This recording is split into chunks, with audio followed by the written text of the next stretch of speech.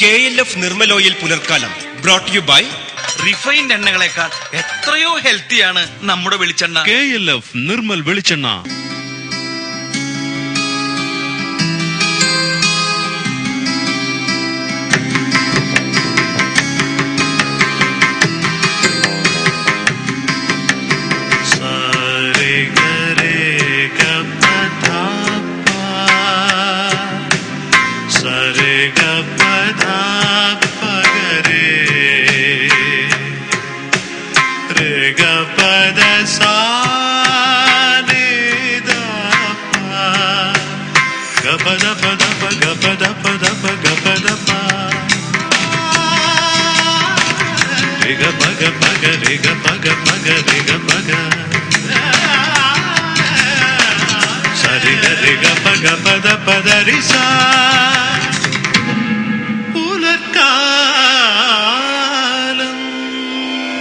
KLF പുലർക്കാലത്തിലേക്ക് എല്ലാ പ്രേക്ഷകർക്കും ഒരിക്കൽ കൂടി സ്വാഗതം. ഈ അരമണിക്കൂറിന്റെ ഇടവേളയ്ക്ക് ശേഷം വീണ്ടും ഞങ്ങൾ നിങ്ങളുടെ മുമ്പിലെത്തിയിരിക്കുകയാണ്. ഞങ്ങളോടൊപ്പം ഇന്നൊരു അതിഥിയുണ്ട്. നേരത്തെ പറഞ്ഞതുപോലെ സംഗീത ലക്ഷ്മണയാണ്. നമ്മുടെ വിഷയമായി ഗോപി പറയുന്നതാണ്. ഇന്നത്തെ നമ്മുടെ വിഷയം ഈ ആഴ്ച നിയമപരമാണ് തീർച്ചയായിട്ടും. അപ്പൊ ഇന്നത്തെ നമ്മുടെ വിഷയം സ്ത്രീകൾക്ക് അർഹമായ നിയമപരിരക്ഷ ലഭിക്കുന്നതിൽ പലപ്പോഴും നമ്മൾ സമൂഹത്തിൽ സംഭവിച്ചുകൊണ്ടിരിക്കുന്ന ഒരു മൂല്യച്യുതിയുടെ ഭാഗമായിട്ട് അതിനൊരു അലംഭാവം സംഭവിക്കുന്നുണ്ട്, അല്ലെങ്കിൽ അർഹമായ പരിരക്ഷ ലഭിക്കുന്നില്ല. അത്തരത്തിൽ പരിരക്ഷ ലഭിക്കാൻ ഒരു സാധാരണ സ്ത്രീക്ക് അറിയേണ്ടുന്നതായ ചില കാര്യങ്ങളും അവർക്ക് മാർഗനിർദ്ദേശം നൽകുക എന്നതാണ് നമ്മളിതുകൊണ്ട് ഉദ്ദേശിക്കുന്നത്. അതിൻ്റെതുമായി ബന്ധപ്പെട്ട പല സംശയങ്ങളും ഉണ്ടെങ്കിൽ നിങ്ങൾക്ക് നേരിട്ട് ചോദിക്കാം നമ്മുടെ ഈ ചർച്ചയിലൂടെ തന്നെ. ഇപ്പോൾ നമ്മളോട് സംസാരിക്കാൻ വേണ്ടിയിട്ട് പ്രഗത്ഭാഭിഭാഷിയായ അഡ്വക്കേറ്റ് സംഗീത ലക്ഷ്മണയാണ് നമ്മളോട് കൂടെയുള്ളത്. സ്വാഗതം. പലപ്പോഴും നമ്മൾ സമൂഹത്തിൽ ശ്രദ്ധിക്കപ്പെട്ടിട്ടുള്ളതാണ്, ഒരു സ്ത്രീ അപമാനിക്കപ്പെട്ട് കഴിഞ്ഞിട്ടുണ്ടെങ്കിൽ അല്ലെങ്കിൽ സ്ത്രീകൾക്ക് വല്ല പ്രശ്നങ്ങൾ സംഭവിച്ചിട്ടുണ്ടെങ്കിൽ അത് നിയമത്തിന്റെ മുമ്പിലെത്തുന്നത് വളരെ താമസിച്ചിട്ടാണ്, ഒരുപാട് കാലതാമസം നേരിടുന്നു. ഒരു പുരുഷന് സംഭവിച്ചു കഴിഞ്ഞാൽ അവർക്ക് പെട്ടെന്ന് സ്റ്റേഷനിലെത്താനോ അല്ലെങ്കിൽ അതിന്റെ നിയമം എന്ന ആയുധത്തെ ഉപയോഗിച്ച് അതിനെ പ്രതിരോധിക്കാനോ വളരെ എളുപ്പത്തിൽ കഴിയുമ്പോൾ സ്ത്രീക്ക് അതിന് പ്രായോഗികമായിട്ട് വളരെയേറെ ബുദ്ധിമുട്ടുകളുണ്ട്.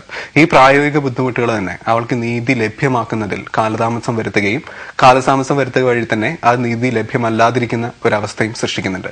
ഇതിന് ഏത് രീതിയിലാണ് താങ്കൾ കാണുന്നത്? ഈ ഒരു കാലതാമസം എന്തുകൊണ്ടാണ് സംഭവിക്കുന്നത്?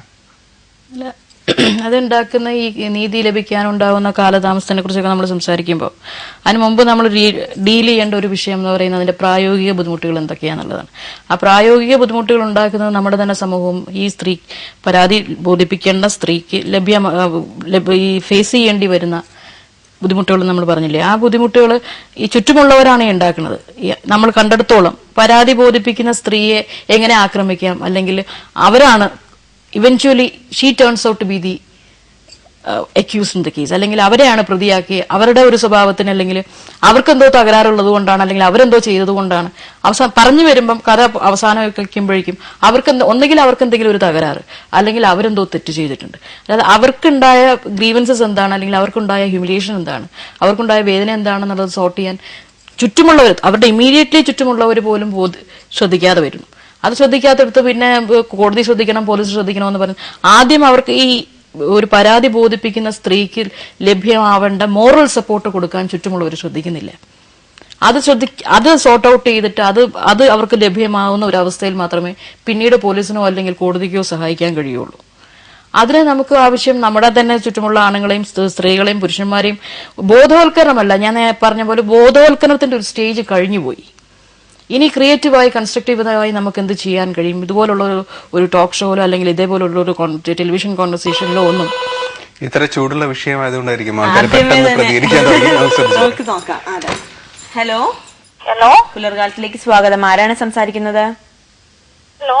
ഹലോ KLF പുലർക്കാലത്തിലേക്ക് സ്വാഗതം. ആരാണ് സംസാരിക്കുന്നത്? ഞാൻ ഗീതയാണ്. എറണാകുളത്ത് പ്രവർത്തിക്കുന്ന ഒരു വേൾഡ് ഫാമിലി ഫൗണ്ടേഷൻ എന്ന് പറയുന്നതിന്റെ എക്സിക്യൂട്ടീവ് ഡയറക്ടറാണ്. ഓക്കെ ഗീത, സംഗീത ലക്ഷ്മണ ഉണ്ട് നമ്മളോട്. സംസാരിച്ചോളൂ. ഞാൻ കാണുന്നുണ്ടോന്ന് കൊടുക്കോ?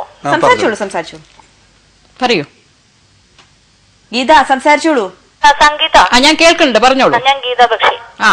ഹലോ. എനിക്ക് സംഗീതയോട് ചോദിക്കാനുള്ളത്, ഇത്തരം കേസുകളില് അതായത് സംഗീത ഉൾപ്പെടെ ഇതുപോലെ വാദിസ്ഥാനത്ത് നിൽക്കുമ്പോൾ സംഗീതയ്ക്ക് പലപ്പോഴും തോന്നിയിട്ടുണ്ടോ, അതായത് ഒരു സ്ത്രീ ഇത്തരം കേസുകളുമായിട്ട് വരുമ്പോഴേക്ക് മാധ്യമങ്ങൾ ഉൾപ്പെടെ അല്ലെങ്കിൽ സമൂഹം ഉൾപ്പെടെ ഈ സ്ത്രീക്ക് എതിരായിട്ടൊരു സ്റ്റാൻഡ് പൊതുവെ സ്വീകരിക്കുന്നു എന്ന് തോന്നിയിട്ടുണ്ടോ?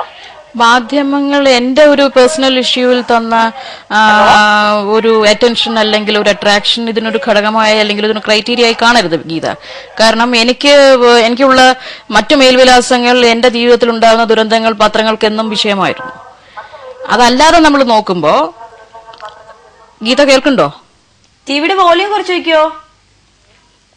ഹലോ, പറയൂ.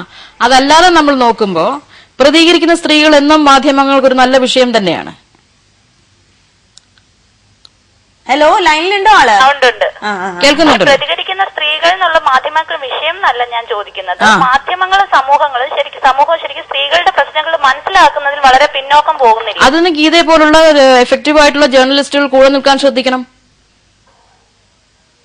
ഗീതയുടെ കൂട്ടുകാരികളെ പത്രപ്രവർത്തകരെയും കൂടെ വിളിച്ചു വരുത്തിയിട്ട് സംഗീതയുടെ കാര്യം പറയുന്നത് ഒറ്റപ്പെട്ട രീതിയിൽ ഞാനും എന്റെ കൂട്ടുകാരികളെ കൂടെ പലപ്പോഴും നിൽക്കുന്നുണ്ട്. പക്ഷെ നമ്മൾ സംഗീത പറഞ്ഞ പോലെ ഒരു ബോധവൽക്കരണത്തിൽ വളരെ പിന്നോട്ട് പോകുന്നില്ലേ? സംഗീത പോലെയുള്ളവർക്ക് പോലും അതിൽ എത്രത്തോളം എഫക്റ്റീവായിട്ട് ചെയ്യാൻ. അല്ല, ഞാൻ അവസാനം വരെ മത്സരിക്കാനും അവസാനം വരെ പയറ്റാനും ഞാൻ തയ്യാറായിരുന്നു. അതേപോലെ എനിക്ക് എന്ന് പറഞ്ഞു കഴിഞ്ഞാൽ ഞാൻ പറഞ്ഞല്ലോ, ഞാനൊരു ഒറ്റപ്പെട്ട സംഭവമായി കാണുക. ഞാൻ വേറെ ചോദിക്കുന്നത്, ഇപ്പൊ അവിടെ ഒരു കേസ് ഉണ്ട്. ഇപ്പൊ ഞങ്ങളുടെ ഫൗണ്ടേഷൻ ടേക്കപ്പ് ചെയ്തിരിക്കുന്ന ഒരു കേസാണ്. ഇപ്പൊ വന്ധ്യതാ ചികിത്സയിൽ പ്രശ്നം ഉണ്ടായിട്ട് ഒരു സ്ത്രീയുടെ ഒരു കേസ് വന്നിട്ടുണ്ട്. ആ കേസ് വിടൂ. ഇപ്പൊ വന്ധ്യതാ ചികിത്സയിൽ ഒരു സ്ത്രീക്ക് സംരക്ഷണം കിട്ടാനായിട്ട് എന്തെങ്കിലും നിയമം നിലവിലുണ്ടോ? ഇല്ല. അപ്പൊ അതിന് വേണ്ടുന്ന നിയമം കൊണ്ടുവരാൻ വേണ്ടിയിട്ട് വനിതാ സംഘടനകൾ മുന്നോട്ട് കൊണ്ടുവരണം. വനിതാ സംഘടനകൾ ഒന്നും തന്നെ മുന്നോട്ട് വരുന്നതായിട്ട് സംഘിത ശ്രദ്ധിച്ചിട്ടുണ്ടോ? ഇല്ല. അതിന് ചെയ്യാവുന്നത് കണ്ടിട്ടുണ്ടോ? ഒന്നോ രണ്ടോ ഏത് നിയമമാണ് ശരിക്കും ഇത്തരം ഒരു കേസിൽ ബാധകമായിട്ടുള്ളത്? ഇപ്പൊ ബലാത്സംഗം വഴി ഒരു കുട്ടി ഉണ്ടാകുക, അല്ലെ ബലാത്സംഗത്തിൽ നിന്ന് നമുക്കൊരു അത്തരം ഒരു പ്രശ്നമാണ്, നീതി ലഭിക്കാൻ പിന്നെ നിയമങ്ങളുണ്ട്. അപ്പൊ വന്ധ്യതാ ചികിത്സയിൽ നമ്മൾ അറിയാതെ തന്നെ നമ്മളുടെ ഒരു വ്യക്തിത്വത്തിലേക്ക് അല്ലെങ്കിൽ നമ്മളുടെ ഒരു സ്വാതന്ത്ര്യത്തിലേക്ക് തന്നെ ഒരു കടന്നുകയറ്റം വന്നാൽ നമുക്ക് എന്ത് ചെയ്യാൻ പറ്റും? ചെയ്യാൻ കഴിയുന്നത് 2 or 3 വനിതാ സംഘടനകൾ ഒരുമിച്ച് കൂടി വനിതാ കമ്മീഷന്റെ മേൽ ഒരു വനിതാ കമ്മീഷന്റെ മുന്നിൽ ഒരു പരാതി കൊടുക്കുക, ഒരു പരാതിയായി ബോധിപ്പിക്കുക. എന്നിട്ട് വനിതാ കമ്മീഷൻ വഴി സർക്കാരിനെ അറിയിക്കുക. ഞാൻ ചോദിക്കുന്നത് നമുക്ക് ഇതിനകത്ത് അതിന് ശരിക്കുള്ള എന്തൊക്കെ നിയമങ്ങളാണ് ഉള്ളത്? ഇപ്പൊ ആസ് ഓഫ് നൗ നിയമങ്ങളൊന്നും ഇല്ല. സ്ത്രീക്ക് പ്രത്യേക സംരക്ഷണം ഇല്ല. വന്ധ്യതയുടെ കാര്യത്തില് സ്ത്രീക്ക് പ്രത്യേകമായ ഒരു സംരക്ഷണം നൽകുന്നില്ല. DNA ടെസ്റ്റ് മുതലായവ ഇതിനകത്ത് എത്രമാത്രം എഫക്റ്റീവ് ആണ്? നമുക്ക് DNA ടെസ്റ്റ് നടത്തിയിട്ട് ഈ കുട്ടി നമ്മുടേതല്ലെന്ന് പറഞ്ഞാൽ അതിന് കേസിന് പോകാൻ പറ്റുമോ? അപ്പോ പോകാം. പക്ഷെ അപ്പോഴും സുപ്രീം കോടതിയുടെ ഗൈഡ് ലൈൻ പറയുന്നത് DNA ടെസ്റ്റ് നമ്മൾ ഒരാളെ നിർബന്ധിക്കാൻ പാടില്ല എന്നുള്ളതാണ്. ഇപ്പൊ എനിക്ക് തന്നെ തോന്നുന്നിരിക്കട്ടെ, വനിതാ ചികിത്സ കുട്ടി എന്റേതല്ല എന്ന്. അതിനകത്ത് സാമൂഹികവും മാനസികവുമായ പ്രശ്നങ്ങൾ വേറെ ഉണ്ട്. എങ്കിൽ പോലും അത്ര ഒരു കേസിൽ ഞാൻ സ്വയം DNA ടെസ്റ്റ് നടത്തി കുട്ടി എന്റേതല്ലെന്ന് തെളിയുകയാണെങ്കിൽ കേസിന് പോകാൻ പറ്റുമോ? തീർച്ചയായിട്ടും പോവാം. ആശുപത്രിക്കെതിരെ പോവാം. പക്ഷെ അതിനകത്തൊരു പ്രശ്നമുണ്ട് സംഗീത. ഇതിന് പ്രോപ്പർ നമുക്ക് ഒരൊറ്റ പേപ്പർ തരുന്നില്ല. ഇതിന്റെ കഴിഞ്ഞിട്ട് വനിതാ ചികിത്സ കഴിയുമ്പോ ഇതിനൊക്കെ എതിരെ നമുക്ക് എങ്ങനെ ഒരു നിയമം ഉണ്ടാക്കാനായിട്ട് ആരുടെ മേളിലാണ് സമ്മർദ്ദം ചെലുത്തേണ്ടത്? സമ്മർദ്ദം ചെലുത്താൻ നമ്മുടെ ഈ അറ്റ്ലീസ്റ്റ് ഇൻ കേരള നമ്മുടെ സംസ്ഥാനത്തിന്റെ കാര്യം പറഞ്ഞു കഴിഞ്ഞാൽ എന്തെങ്കിലും ചെയ്യാൻ കഴിയുമെങ്കിൽ ചെയ്യേണ്ടത് വനിതാ കമ്മീഷൻ മാത്രമാണ്. ഇപ്പൊ വന്ധ്യതാ ചികിത്സ മാറ്റിയിട്ട് ഇതുപോലെ തന്നെ നിയമപരിരക്ഷ ഇല്ലാത്ത ഏതൊക്കെ മേഖലകളാണ് സ്ത്രീകളുടെ കാര്യത്തിൽ നമുക്ക് ചർച്ച ചെയ്യാം ഗീത, കാരണം ഒരുപാട് പേര് വിളിക്കാൻ കാത്തിരിക്കുന്നുണ്ടാവും. അപ്പൊ ഇതിനെക്കുറിച്ച് ചർച്ച ചെയ്യാൻ തീർച്ചയായിട്ടും വിളിച്ചത് വളരെ സന്തോഷം. Thank you. ഗീത പറഞ്ഞ ആ പോയിന്റ് തന്നെ നമുക്ക് തുടരാം അല്ലെ?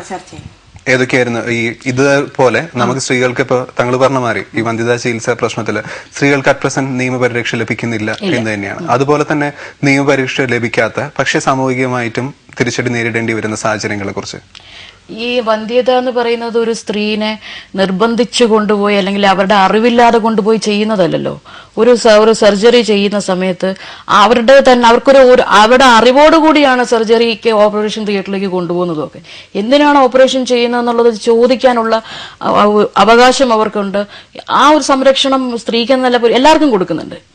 ഒരു സർജറിക്ക് അവരെ ഓപ്പറേഷൻ തിയേറ്ററിലേക്ക് കൊണ്ടുപോകുന്ന സമയത്ത് എന്തിനാണ് അവരെ ഓപ്പറേഷൻ ചെയ്യണമെന്നുള്ളത് അവർ വ്യക്തമായി മനസ്സിലാക്കിയിരിക്കണം. അവിടെയൊക്കെ ബോധവൽക്കരണമാവാം. പക്ഷെ അതല്ലാതെ പുറത്തേക്ക് ഇറങ്ങി വന്നിട്ട് വന്ധ്യത കഴിഞ്ഞ് തിരിച്ച് പുറത്തേക്ക് ഇറങ്ങി കഴിഞ്ഞിട്ട് prevention is better than cure എന്ന് പറയില്ലേ? അവരെ ആശുപത്രിയിലേക്ക് വിളിക്കുമ്പോൾ എന്തിനാ അവർ പോവാൻ നിൽക്കുന്നത്? She should learn to say no when she has to say no. അത് ചെയ്യാത്തിടത്തോളം കാലം ഒരു സമൂഹത്തിനും സഹായിക്കാൻ കഴിയില്ല, ഒരു നിയമത്തിനും സഹായിക്കാൻ കഴിയില്ല. അതിന് സ്ത്രീകൾ ബോൾഡ് അല്ലെങ്കിൽ ബോൾഡിന്റെ വിഷയമല്ല. അവർ എഴുന്നേറ്റ് നിന്ന് അവർക്ക് എന്താണ് വേണ്ടത്. ഒന്നാമതൊരു സ്ത്രീക്ക് ആദ്യമായി വ്യക്തമായ ബോധം വേണം അവർക്ക് എന്താണ് വേണ്ടതെന്നും അവർക്ക് എന്താണ് വേണ്ടാത്തതെന്നും. Don't let anyone exploit you and then try to make use of that exploitation. അത് ചെയ്യാത്തടത്തോളം കാലം ഏത് സമൂഹത്തിനാണ് സഹായിക്കാൻ കഴിയുക, ഏത് കോടതിക്കാണ് സഹായിക്കാൻ കഴിയുക? സാധാരണ ഇങ്ങനെ ഒരു സ്ത്രീക്ക് എന്തെങ്കിലും ഒരു ബുദ്ധിമുട്ട് നേരിടേണ്ടി വരികയാണെങ്കിൽ ആരെയാണ് ആദ്യം സമീപിക്കേണ്ടി വരിക? എന്ത് ഇതുപോലുള്ള പൊതുവെയുള്ള ബുദ്ധിമുട്ടുകൾ വരുമ്പോൾ എന്തെങ്കിലും അപമാനം? ഞാൻ നേരത്തെ പറഞ്ഞത് വിമൻസ് കമ്മീഷന് സഹായിക്കാൻ കഴിയുമെന്ന് ഞാൻ പറയാൻ കാര്യം നമ്മുടെ ഒരു സോഷ്യൽ സിനാരിയോടെ ഒരു കോണ്ടെക്സ്റ്റിലാണ്. കാരണം സ്ത്രീക്ക് ഒറ്റയ്ക്കൊന്നും ചെയ്യാൻ കഴിയില്ല. ഇപ്പൊ നേരത്തെ ഗീത എന്റെ ഒരു പേഴ്സണൽ ഇഷ്യൂ പറഞ്ഞ പോലെ ഞാൻ ഒറ്റപ്പെട്ട സംഭവം ഞാൻ അത് അഹങ്കാരത്തോടെ പറയല്ല. I have it in my DNA. എനിക്ക് ഒരു സിറ്റുവേഷൻ വന്നാൽ അത് ഫേസ് ചെയ്യാനുള്ള ചങ്കൂറ്റം എന്റെ ബ്ലഡിൽ ഉണ്ടായിപ്പോയിട്ടുണ്ട്. അങ്ങനെയല്ല നമ്മുടെ നാട്ടിലെ മറ്റു സ്ത്രീകളെന്ന് പറയുന്നത്. അവര് സാധാരണക്കാരനെ ഒരു സ്ത്രീക്ക് ഒറ്റയ്ക്ക് ഒന്നും ചെയ്യാൻ കഴിയില്ല.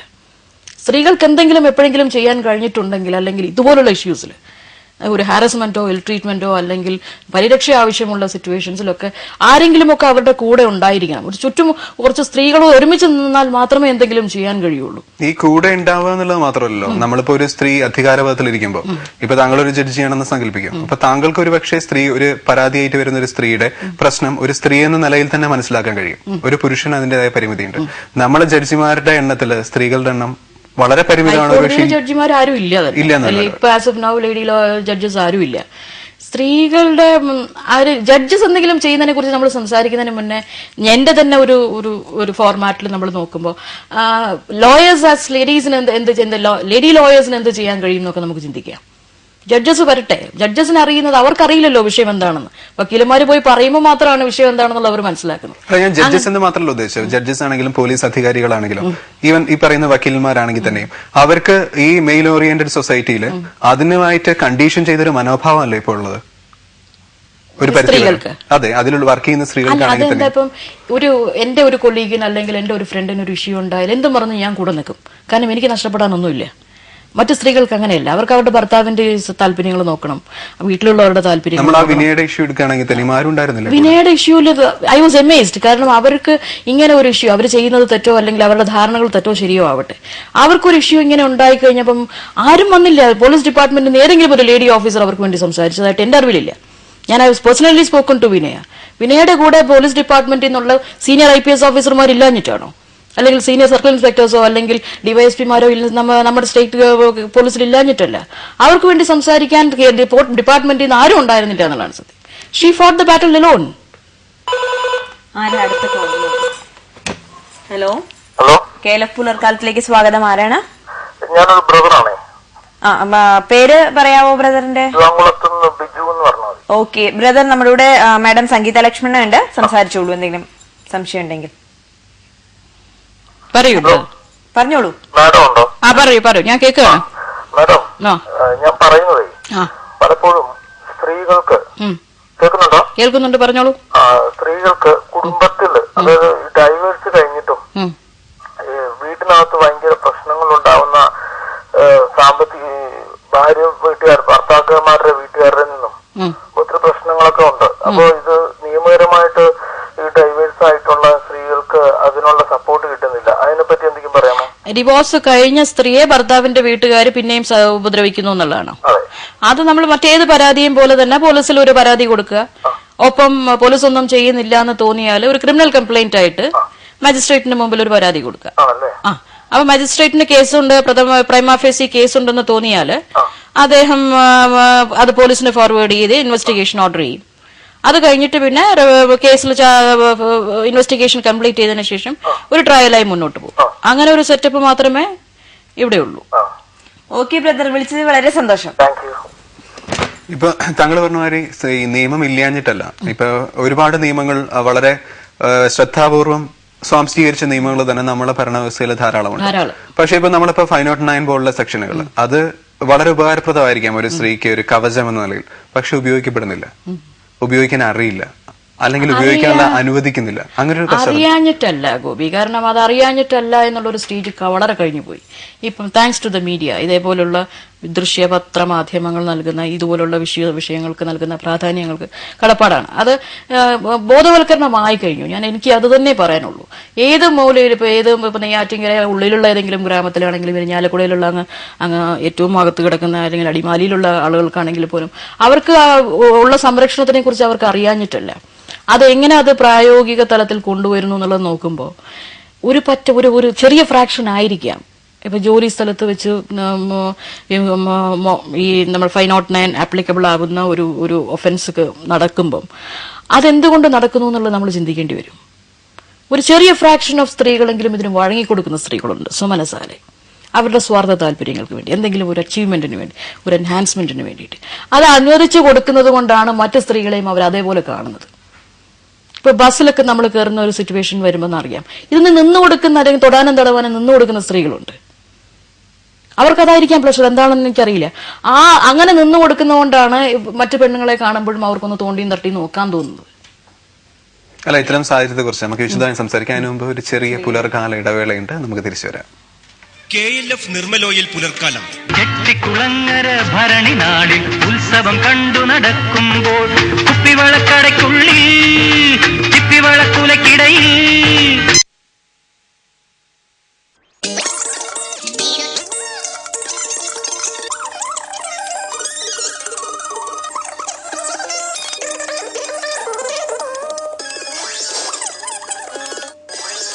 V-Guard സ്വരമാലിക brought to you by V-Guard water heater.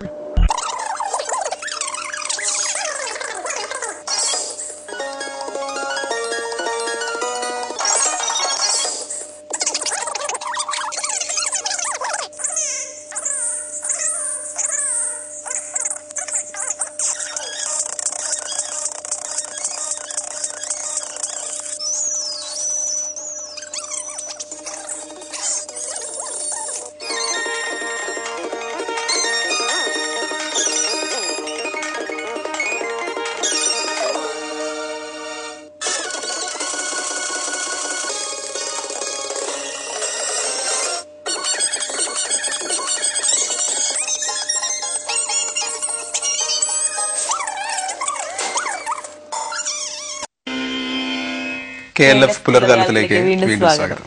Madam, നമ്മൾ പറഞ്ഞു നിർത്തി ഈ സ്ത്രീകൾക്ക് ഒറ്റയ്ക്ക്, ഇപ്പൊ മാഡത്തിന്റെ എക്സ്പീരിയൻസ് ആയിരിക്കാം, ചിലപ്പോൾ ഇതുവരെ ഉള്ള ജീവിതാനുഭവങ്ങളിൽ നിന്നായിരിക്കാം, സ്ത്രീകൾക്ക് ഒറ്റയ്ക്ക് പ്രത്യേകിച്ച് ഈ വക നിയമ ആയുധത്തെ ഉപയോഗിക്കുന്നതിൽ ഒരുപാട് പരിമിതി ഉണ്ടെന്നും ബുദ്ധിമുട്ടുകളുണ്ടെന്നും, അങ്ങനെയാണെങ്കിൽ സാധാരണ രീതിയിൽ ഒറ്റപ്പെട്ട് നിൽക്കുന്ന ഒരു സ്ത്രീക്ക് ഇന്നത്തെ സമൂഹത്തിൽ ഒരു കൂടിച്ചേരലിന്റെ ഭാഗമായിട്ട് എത്തിപ്പെടാൻ പറ്റുന്ന മേഖലകൾ, ഞാൻ ഉദ്ദേശിച്ചത് ഇപ്പോൾ വനിതാ കമ്മീഷൻ ആണെങ്കിലും അതുപോലുള്ള ഓർഗനൈസേഷൻസിനെ കുറിച്ചിട്ട് എഫക്റ്റീവായിട്ട് നമ്മുടെ നാട്ടിൽ വർക്ക് ചെയ്യുന്നത് ഏതൊക്കെയാണുള്ളത്? അത് ഇപ്പോൾ ഓരോ ലൊക്കാലിറ്റിയിലും ഫംഗ്ഷൻ ചെയ്യുന്ന വിമൻസ് ഓർഗനൈസേഷൻസ് ഏതൊക്കെയാണെന്ന് ആർക്കും പറയാൻ കഴിയുമെന്ന് എനിക്ക് തോന്നുന്നില്ല.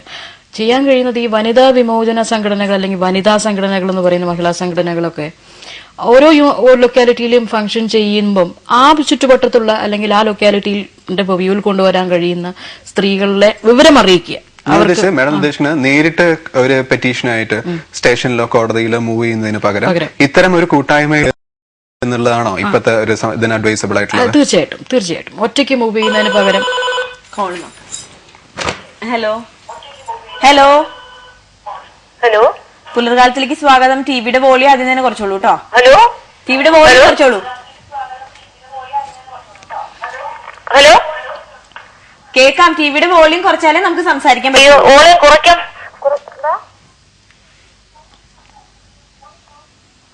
കുറച്ചോ? ഹലോ, ആരെ സംസാരിക്കണേ? ഇത് ട്രിവാൻഡ്രം തൈക്കാട് നിന്ന് ലളിതാബയ്യമ്മ എന്നൊരാളാ സംസാരിക്കുന്നത്. ഓക്കെ, മാഡത്തിനോട് സംസാരിച്ചോളൂ കേട്ടോ. എന്തെങ്കിലും സംശയം ഉണ്ടെങ്കിൽ ചോദിച്ചോളൂ. ഹലോ, പറയോ? Hello madam. പറയൂ മാഡം. പറയട്ടെ? ഹലോ മേഡം, എനിക്ക് ഒരു സങ്കടം പറയാനുള്ളത്. എനിക്കൊരു സങ്കടം പറയാനുള്ളത്. പറഞ്ഞോളൂ, ഞാൻ കേൾക്കുന്നുണ്ട്. ഞാൻ റിട്ടയർഡ് ആയ ഒരു നേഴ്സിംഗ് സൂപ്രണ്ടന്റ് ആണ്. ഞാനിവിടെ ഒറ്റയ്ക്ക് ഞാൻ ഒരു വീട്ടിൽ ഒറ്റയ്ക്ക് താമസിക്കണം. എന്നെ ഒറ്റയ്ക്കാക്കിയിട്ട് എന്റെ ഹസ്ബൻഡ് മറ്റൊരു പുരുഷന്റെ ഭാര്യയായിട്ട് മണ്ണാമൂല ഒരു വീട്ടിൽ താമസിക്കുകയാണ്. ഞാൻ അതിനെപ്പറ്റി തിരക്കിയിട്ട് ആ സ്ത്രീ എന്നെ ഒരുപാട് സ്ത്രീ പീഡനങ്ങൾ എന്റെ ഹസ്ബൻഡും ആ സ്ത്രീയും നടത്തിയിട്ട് അവർ താമസിക്കുകയും രാഷ്ട്രീയമായിട്ടും സാമ്പത്തികമായിട്ടും അവര് എന്റെ സത്യത്തിനെ പുറത്തെടുക്കാൻ സമ്മതിക്കാത്ത രീതിയിൽ എന്നെ ഒറ്റയ്ക്കാക്കി ആത്മഹത്യാ പ്രേരണയ്ക്ക് വഴങ്ങിയിട്ട് എന്റെ ഫാമിലിയിലെ ഒരുപാട് ദുരന്ത കഥകൾ ഉണ്ടാക്കിച്ചിട്ട് എന്റെ മൂത്ത മകന് ദുരൂഹ സാഹചര്യത്തിൽ മരിച്ചിരിക്കുന്നു. ഇനി എന്നെ രക്ഷപ്പെടുത്താൻ ആരുമില്ല.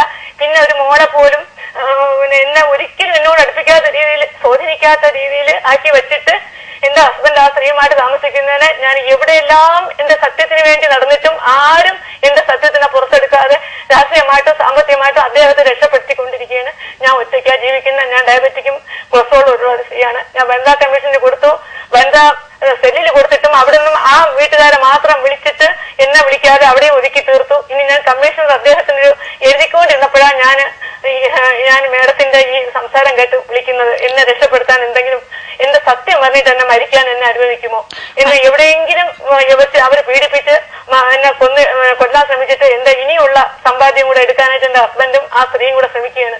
ആ സ്ത്രീ മറ്റൊരു തങ്കപ്പൻ എന്നൊരാളിന്റെ ഭാര്യയാണെന്ന് അറിയുന്നു. ഇങ്ങനെ വളരെ കൂടെ ചതിച്ച് ജീവിക്കുന്നു. വളരെ കാലം കൊണ്ട് ഉള്ള ചതിവാണെന്ന് ഇപ്പൊ കുറെ റെക്കോർഡ്സ് എടുത്തതിൽ ഞാൻ കാണുന്നുണ്ട്. എന്നെ കല്യാണം കഴിച്ച് 2 വർഷം കഴിഞ്ഞതിന് ശേഷവും മറ്റേ സ്ത്രീക്ക് ഭർത്താവ് ഉള്ളതിന് ശേഷവും തുടങ്ങിയ ഇതാണെന്ന് ഞാൻ ഇപ്പൊ ഒരു റെക്കോർഡിൽ നിന്ന് മനസ്സിലാക്കുന്നുണ്ട്. ഇതുവരെ എന്നെ ഒളിച്ച് ചതിച്ചാ ജീവിച്ചത്. അപ്പൊ അതിൽ നിന്ന് എനിക്കൊരു മോചനം ഞാൻ എങ്ങനെ വാങ്ങിക്കണം? തീർച്ചയായും ലളിതമായി താങ്കൾ പറയുന്നതിൽ ആത്മാർത്ഥതയും വിഷയവും ഞങ്ങൾ മനസ്സിലാക്കുന്നു. അതിനുള്ള ഉത്തരം ഏകാന്തമായിട്ട് ഒരു 4 പുരയ്ക്കുള്ളിൽ ഒറ്റയ്ക്ക് ജീവിക്കുക. ഞാനൊന്ന് പറയട്ടെ, എന്നോട് വരുന്നേ ഇല്ല. ഇതിനൊരു കാരണം നമുക്ക് ഇങ്ങനെ കോൾ ഇങ്ങനെ കണ്ടിന്യൂ ചെയ്തുകൊണ്ട് പോകാൻ പറ്റില്ലല്ലോ. തീർച്ചയായിട്ടും അല്ല, ഈ വിഷയം നമുക്ക് സംസാരിക്കാൻ തോന്നുന്നു. അതിൽ അവർക്ക് ചെയ്യാൻ കഴിയുന്നത്, ഇപ്പം അവരുടെ മാരേജ് എക്സിസ്റ്റ് ചെയ്യുന്നുണ്ടോ ഇല്ല എന്നുള്ളത് നമ്മൾ ചോദിച്ചില്ല. അവരുടെ വിവാഹബന്ധം നിലവിൽ നിൽക്കുകയാണോ, അദ്ദേഹം മറ്റേ ഭർത്താവ് പോയി മറ്റൊരു സ്ത്രീയുടെ കൂടെ ജീവിക്കുന്നു എന്നുള്ളത് വളരെ ഫേറ്റലാണ്. ആ വിവാഹബന്ധം നിലവിൽ നിൽക്കുകയാണ് പോകുന്നതെങ്കിൽ ഒന്ന് അഡൾട്ടറി ചാർജ് ചെയ്തുകൊണ്ട് ഒരു ക്രിമിനൽ കേസ് കൊടുക്കാം.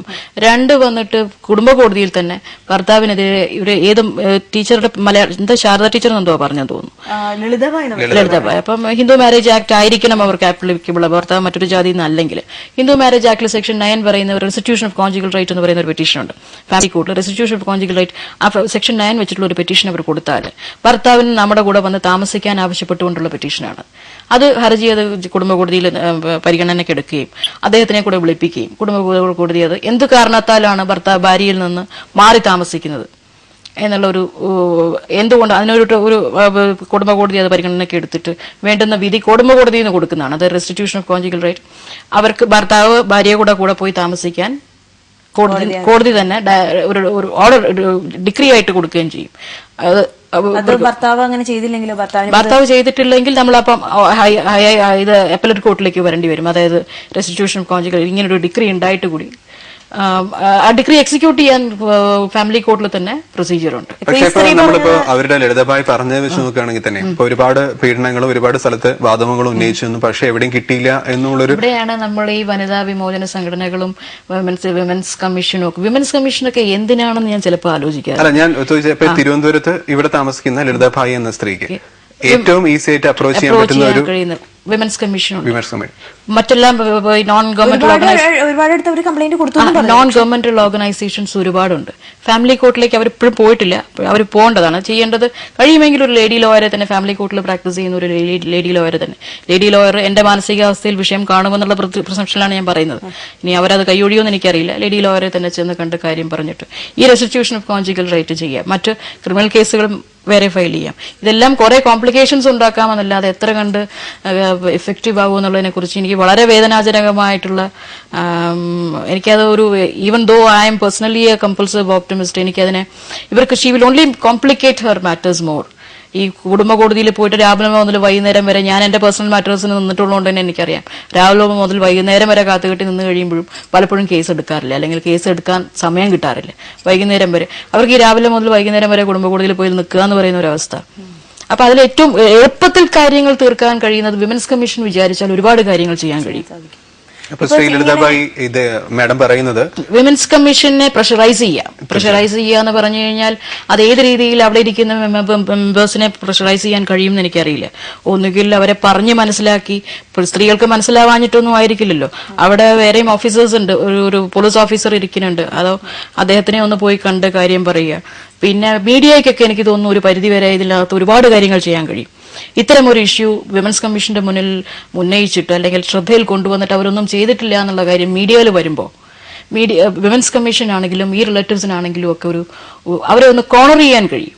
കാരണം മറ്റു രീതിയിലൊന്നും അവരെ ഇഫക്റ്റീവായിട്ട് ചെയ്യാൻ കഴിയാത്ത ഒരു സിറ്റുവേഷനിൽ മീഡിയയ്ക്ക് ഒരുപാട് കാര്യങ്ങൾ ഇതേപോലുള്ള സ്ത്രീകൾ ഇപ്പോൾ ഒറ്റപ്പെട്ട സംഭവമായിരിക്കാം, അല്ലെങ്കിൽ ഒരു സ്ത്രീയുടെ കാര്യത്തിന് വേണ്ടിയിട്ട് ഇത്രയും പ്രശ്നം ബുദ്ധിമുട്ടിയുണ്ടാവില്ല, മീഡിയയ്ക്ക് അത്രയും സ്പേസ് ഉണ്ടോ പേപ്പറിലെന്നൊക്കെ നമുക്ക് ചിന്തിക്കാം. തീർച്ചയായിട്ടും മാഡം പറഞ്ഞതിന് അതിന്റെ റൈറ്റ് സ്പിരിറ്റ് തന്നെ എടുക്കുന്നു. അപ്പോൾ ലളിത ഭായിനോട് ഞങ്ങൾക്ക് പറയാനുള്ള ഇത്രയേ ഉള്ളൂ. മാഡം പറഞ്ഞ മാതിരി വനിതാ കമ്മീഷനെ സമീപിക്കുക, നിങ്ങൾ ആദ്യം ചെയ്യേണ്ടത്. എന്നിട്ടും ഇതുപോലെ ഉണ്ടാവുന്നില്ല വെച്ചാൽ ആസ് എ മീഡിയ എന്നുള്ള നിലയിൽ ജീവൻ തന്നെ അത് ഏറ്റെടുക്കും, ഞങ്ങൾ തന്നെ ഏറ്റെടുക്കാം. മീഡിയ എന്ന നിലയിൽ അതിന് ഉത്തരവാദിത്തം ഞങ്ങളത് പൂർത്തീകരിക്കുകയും ചെയ്യും. ആ രീതിയിൽ നിങ്ങൾ മൂവ് ചെയ്യാം. ഒപ്പം ഫാമിലി കോർട്ടിൽ let the proceedings take its own course. അത് നിയമപരമായി നമ്മൾ അവെയിൽ ചെയ്യേണ്ട റെമഡീസ് അവെയിൽ ചെയ്യാതെ മറ്റേ റെമഡീസിലേക്ക് പോകുന്നതിലും കാര്യമില്ല. She has waited for so long. ആ റെസ്റ്റിറ്റ്യൂഷൻ കുടുംബ കോടതിയിൽ ഒരു അഭിഭാഷകയെ കണ്ടിട്ട് അല്ലെങ്കിൽ ഒരു അഭിഭാഷകനെ കണ്ടിട്ട് അവിടെ നിന്ന് എന്തെങ്കിലും ചെയ്യാൻ കഴിയുമെങ്കിൽ അതങ്ങോട്ട് ഓപ്പൺ ചെയ്ത് വെക്കുക. വിമൻസ് കമ്മീഷന്റെ ഭാഗത്ത് അതേപോലെ നടന്നോട്ടെ. ഇതുപോലെ ഒരുപാട് ആൾക്കാർ ഇങ്ങനെ കേസ് കൊടുത്തിട്ടുണ്ടാവുമല്ലോ, അല്ലെങ്കിൽ പ്രതികരിക്കുന്ന സ്ത്രീകൾ ധാരാളം ഉണ്ട്, അല്ലെങ്കിൽ പ്രതികരിക്കാൻ അവർക്ക് സാധിക്കാത്ത സ്ത്രീകളും ഉണ്ട്. പക്ഷെ പ്രതികരിച്ച സ്ത്രീകളിൽ എത്ര പേർക്ക് ഇത് അവരുടെ കാര്യങ്ങൾ നല്ല രീതിയിൽ അവസ്ഥ എന്താ? പ്രതികരിച്ച സ്ത്രീകൾ നമ്മൾ ഓരോ കൈൻഡ് ഓഫ് ഇഷ്യൂസ് ആയിട്ട് നമ്മൾ നോക്കിയാൽ ഏറ്റവും സ്വാധീനമുള്ള അല്ലെങ്കിൽ ഏറ്റവും വിദ്യാഭ്യാസം നമ്മൾ കൺസിഡർ ചെയ്യുന്ന ഏറ്റവും വലിയ അക്കാഡമിക് ക്വാളിഫിക്കേഷൻ IAS തന്നെയാണ്. അത് ശരിയോ തെറ്റോ ആയിക്കോട്ടെ. ഇനി മറ്റെന്തെല്ലാം ക്വാളിഫിക്കേഷൻസ് ഉണ്ടെന്ന് പറഞ്ഞാലും മാഡം നളിനിനെറ്റോടൊരു അവസ്ഥ നമ്മളൊന്ന് ആലോചിച്ച് നോക്കൂ. ആ മുറിയിൽ എന്തെങ്കിലും അല്ലെങ്കിൽ അവർ പറയുന്ന അവർക്ക് അനുഭവിക്കേണ്ടി വന്ന അല്ലെങ്കിൽ ആ പ്രതിയായിരിക്കുന്ന ആള് വളരെ സ്വാധീനമുള്ള ഒരാളാണ്, അദ്ദേഹം അത് ചെയ്തു എന്നൊരു കേസ് അല്ല ഞാൻ പറയുന്നത്, ചെയ്തിട്ടില്ലായിരിക്കാം, ചിലപ്പോൾ ചെയ്തിട്ടുണ്ടായിരിക്കാം. പക്ഷെ വെൻ ഷീ പ്രൊട്ടസ്റ്റഡ് അവർക്ക് ഇപ്പൊ എന്താണ് ഈ ഇത്രയും കാലത്തിന് ശേഷവും അവർക്കൊരു റെമഡി ഉണ്ടായിട്ടുണ്ടോ എന്നുള്ളതാണ്. ഇപ്പോഴും അവിടെ ട്രിവാൻഡ്രം കോർട്ടിൽ ഇവിടെ ട്രയൽ നടക്കുന്നതേ ഉള്ളൂ.